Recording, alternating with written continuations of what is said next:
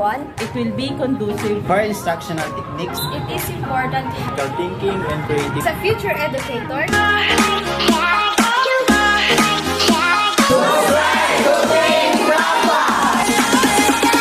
Broken down into its components, content knowledge refers to the body of information and skills that are relevant to a particular subject.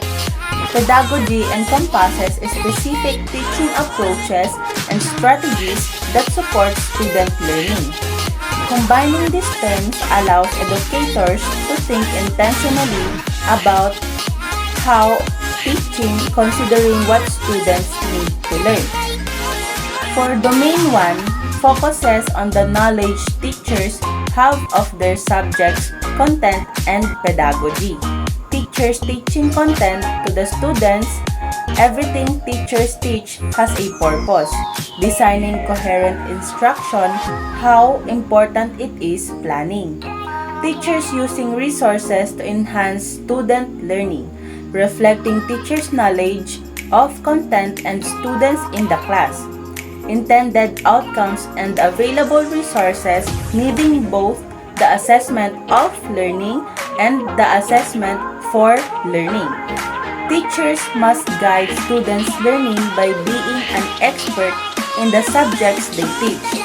Teachers need to be able to apply discipline in the classroom.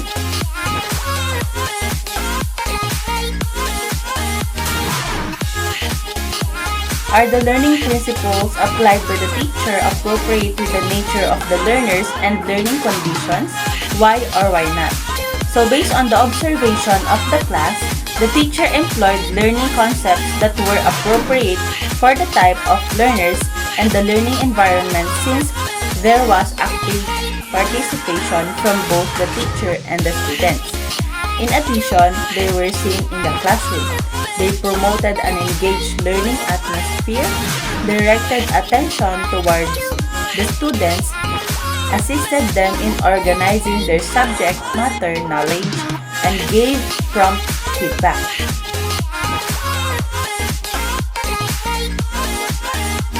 Did you observe passive learners? If yes, what may be the reason why they are passive or silent?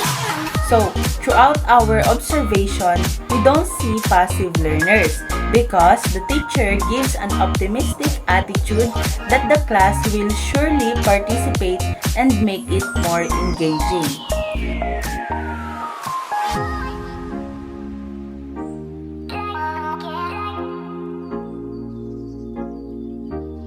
Are the communication strategies used by the teacher appropriate to the level of the learners?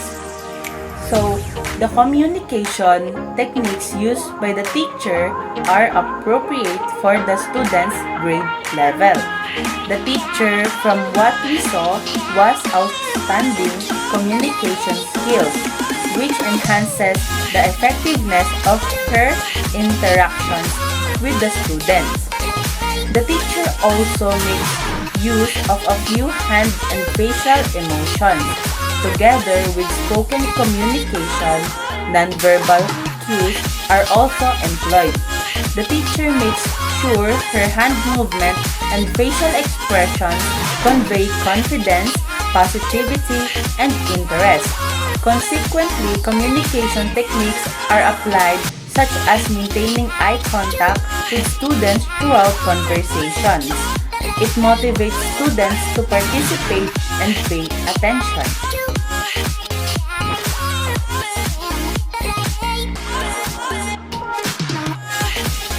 If you are the teacher, what possible learning principles and strategies would you apply to elicit meaningful learning?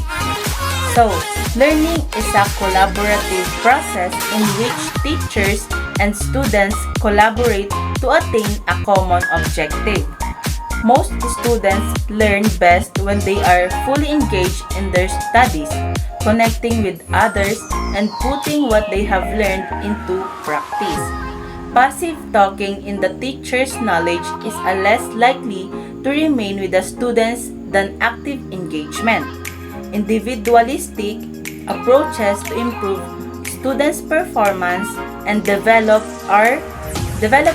are considerably less effective than collaborative and cooperative ones.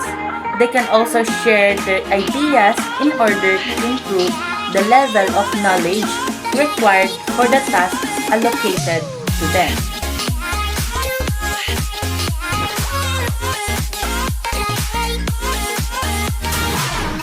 Among the principles of learning, which one is the most important for you? So, as effective teaching often involves combination of principles, learner-centered stand out, prioritizing the individual's needs, interests, and capabilities of each student creates an environment where learning becomes more meaningful, engaging, and tailored to foster the best possible outcomes for diverse learners.